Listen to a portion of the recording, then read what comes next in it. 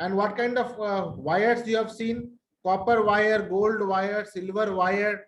ठीक है, the ornaments which we make is made up of what? Wires only. Wire का ही तो बना हुआ होता है. Rings, bracelets, then the conducting wires, electrical wires, net, steel wire, high tension connections wire.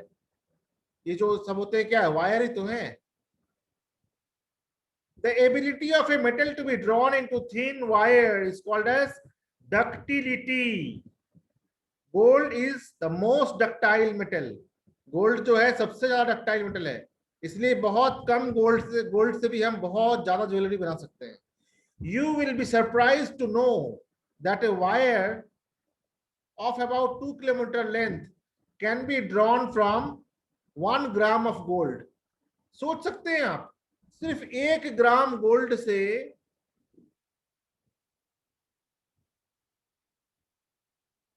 2000 metre long wire बना सकते हैं हम. जस्ट इमेजिन, अगर एनसीईआरटी के लाइन बाय लाइन बुक्स को हम पढ़ें तो कितने सारे इंटरेस्टिंग फैक्ट्स मिलते हैं हमें. Can you name some metals that are used for cooking? Yes, iron is used for cooking, aluminum is used for cooking, even copper is also used for cooking. Alloys are used for cooking, brass is used for cooking. दूसरा, अगर हम किसी भी metal को heat करने के लिए छोड़ दे एक कोने पर, तो उसका हीट जो है वो दूसरे कोने तक भी शिफ्ट हो जाता है. यानी कि metals are good conductor of heat. Metals are good conductor of heat.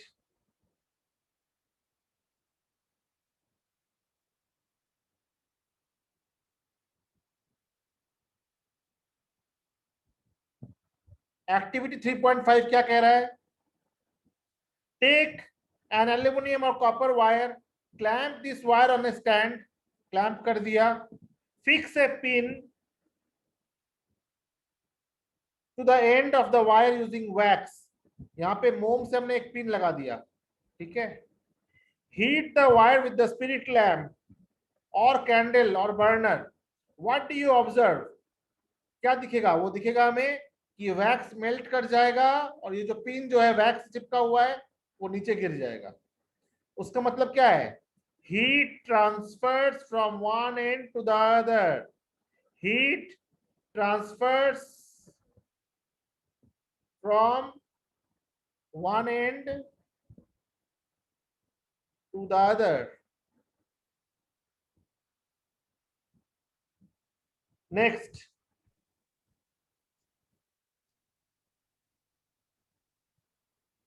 lead, mercury are comparatively poor conductors of heat. lead और मरकरी जो है ये कंपैरेटिवली बैड कंडक्टर है, पुअर है, इतना अच्छा कंडक्टर नहीं है हीट का. ठीक है. दूसरा, अगर हम इलेक्ट्रिसिटी का बात करें तो सिल्वर और copper they are good conductor of electricity. इसलिए कंप्यूटर्स के सर्किट में हम सिल्वर और कॉपर बहुत ज्यादा यूज करते हैं. तो किसी के पास अगर पुराना कंप्यूटर हो तो उस पुराने कंप्यूटर से वो सिल्वर को एक्सट्रैक्ट कर सकता है. उसके अंदर जितनी भी वायरिंग होती है सिल्वर की होती है. हमारे पास ऐसे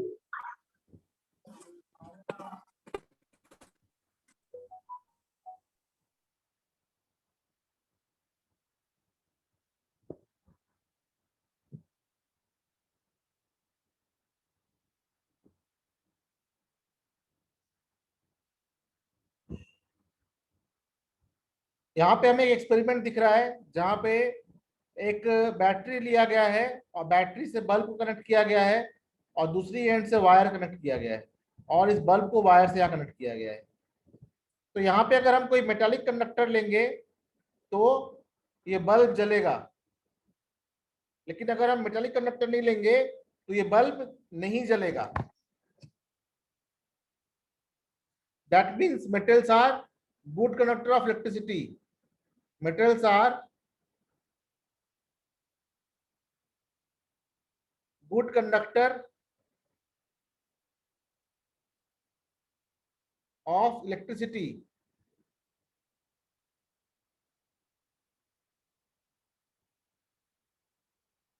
Kultaj is asking, what are semiconductors which is used in communication system? I will send you a video on semiconductors today. Okay.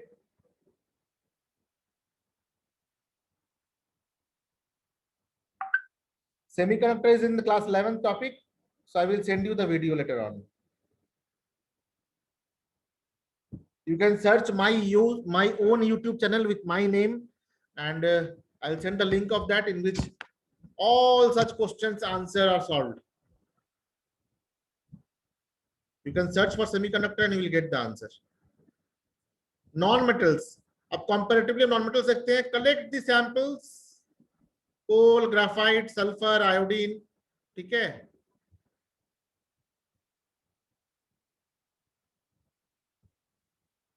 और ये कैसे होंगे? इनकी प्रॉपर्टी कुछ ऐसी होगी.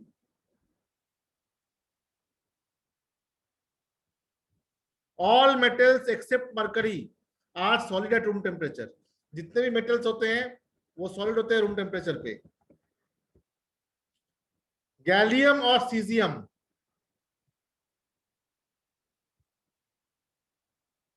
गैलियम एंड सीजियम, इसको अगर हम अपने हाथ पे रखे तो ये गल जाएगा. तो ये it is a liquid in body temperature. It becomes liquid at body temperature. कितना होता है भाई हमारा body temperature normal? 32 degree C.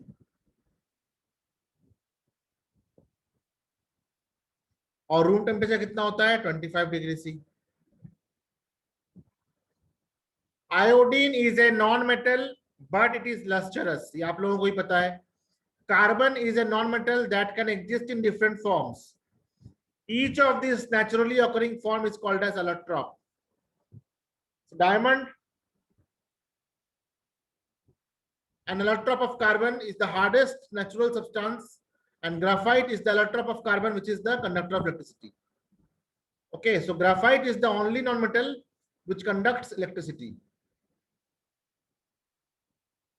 Graphite conducts electricity, but it is a non-metal. Why? Because it has free electron. Graphite में free electron होता है जो कि एक एंड से दूसरे एंड तक ट्रैवल कर पाए. Next, alkali metals like sodium, potassium, lithium, sodium, potassium are so soft that they can be cut with knife. They are so soft that they can be cut with the knife. इतने soft होते हैं कि इसको हम knife से काट सकते हैं.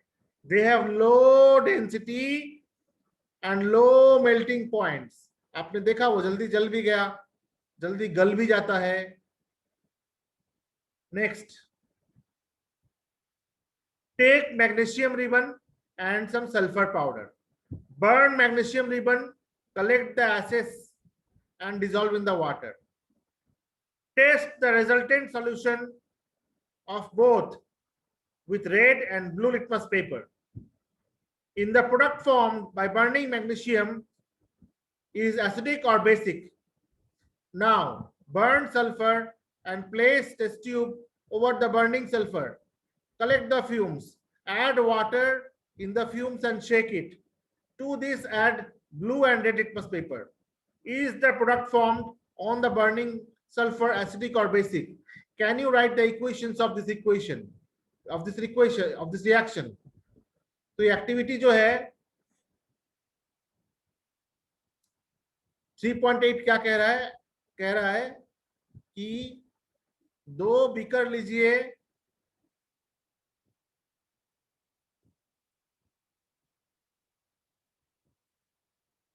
दोनों में पानी लीजिए,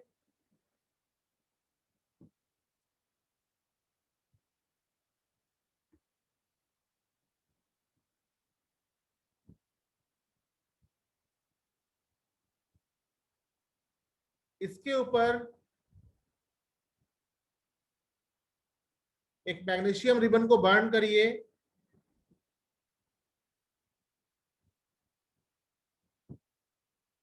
जब ये बर्न कर जाएगा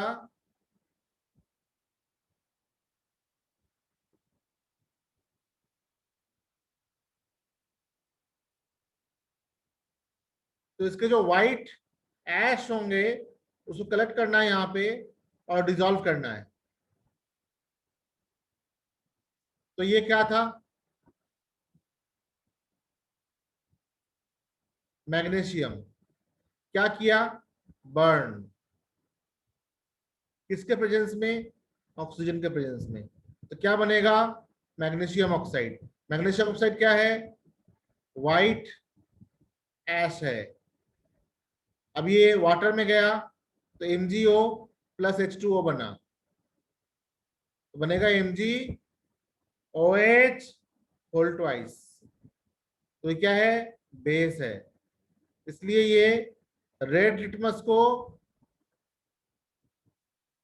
ब्लू में चेंज करेगा। अब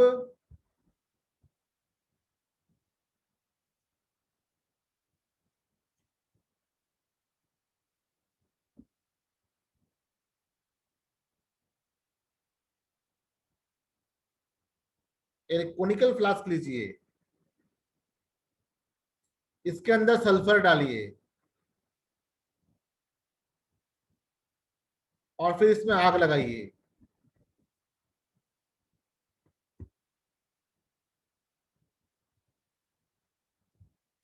इसके ठीक ऊपर एक टेस्ट ट्यूब लगा दीजिए।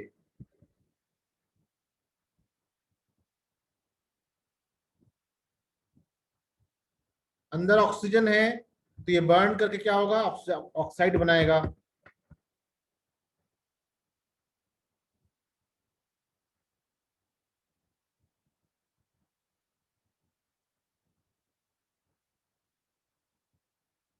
तो इसके अंदर ऑक्साइड गैस भर जाएगा।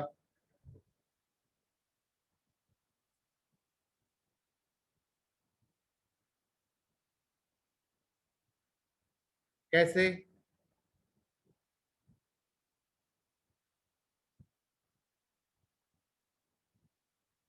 सल्फर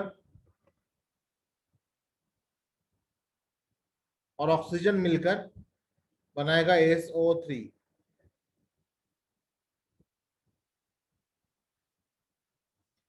अब क्या कह रहे हैं, कह रहे हैं कि SO3 में पानी मिलाइए और शेक करिए, तो क्या बनेगा, H2SO4। ये क्या है, एसिड है। इस एसिड में वाटर मिलाइए और ब्लू लिटमस मिलाइए, तो ये क्या बनेगा, रेड लिटमस बन जाएगा। तो ये क्या था, मैग्नीशियम। मैग्नीशियम एक मेटल था।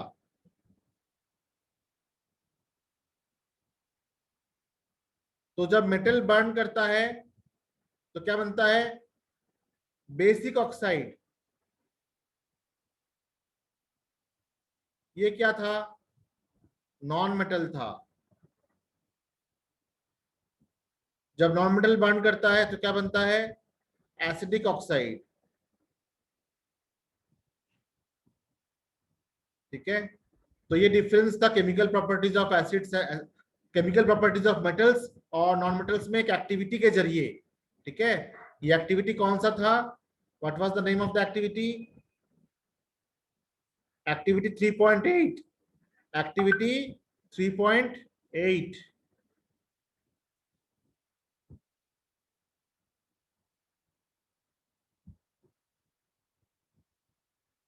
अगर समझ गए हो तो चैट रूम में लिखो अंडरस्टूड। अगर समझ गए हो तो चैट रूम में लिखो understood.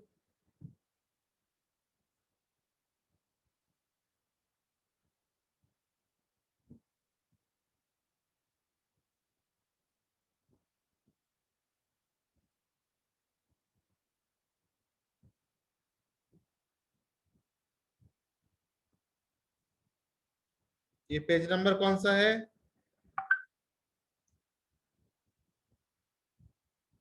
Page number 40।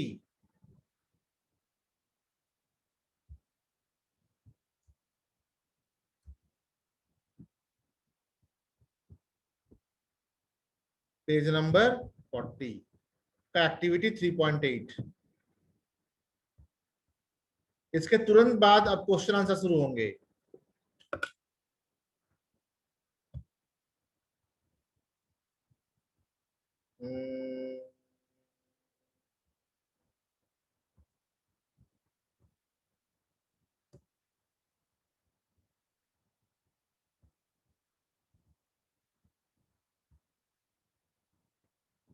Very good everyone, very good.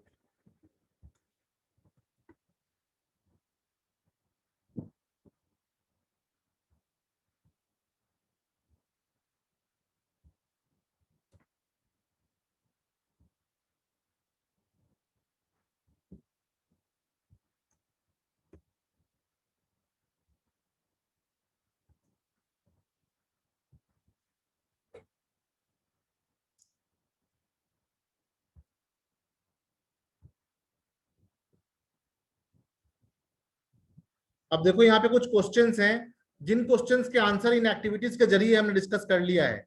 Give the example of metal which is liquid at room temperature. कौन बताएगा? अनम्यूट करके बताओ। मैंने अनम्यूट करने के लिए अलाउ कर दिया है आपको।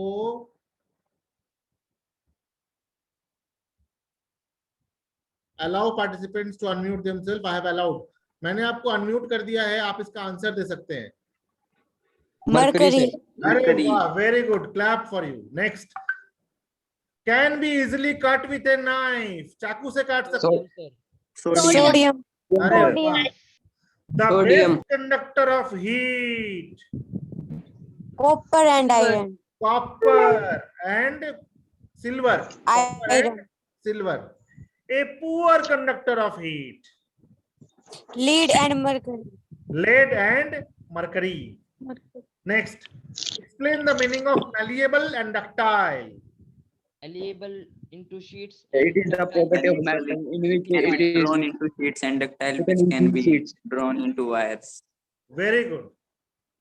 Malleability is the ability of a metal to be beaten into sheets, and ductility is the ability of a metal to be drawn into wires. That's all for today. Have a great weekend. I will be seeing you again on Monday. तब तक के लिए नमस्कार, मेरे साथ बने रहने के लिए। Thank you everyone, thank you everyone, bye bye. Thank you, sir. Bye, sir.